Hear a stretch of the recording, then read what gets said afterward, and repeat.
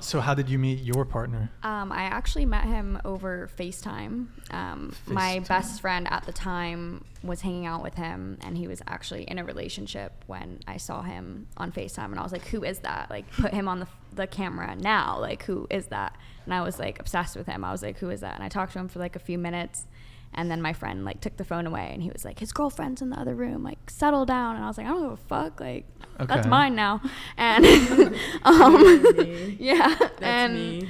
I ended up finding his Instagram. My friend wouldn't give it to me, so I had to do some digging, found it, and then followed him. And then I came out to LA and was visiting my friend, and he invited him over, and I got to meet him like in real life.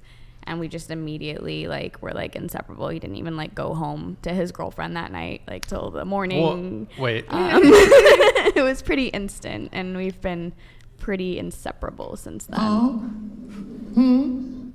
The noise. You said his girlfriend. Correct. So when you met him, he was in a relationship. A long relationship.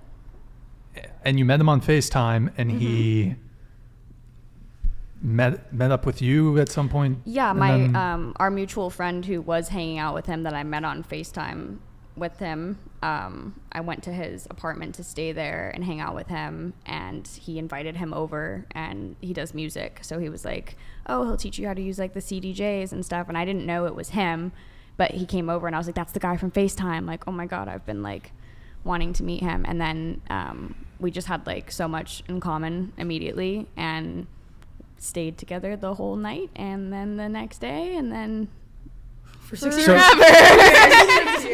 Yeah. By the way, just you can scoot forward a little bit in the chair, please. But so you met him on FaceTime, and then was it that same night that you guys linked up? No, it was actually like probably a month or so later. Okay. And it was like, I didn't think he was thinking anything of me, but I ended up finding out that him and his manager at the time were both lurking.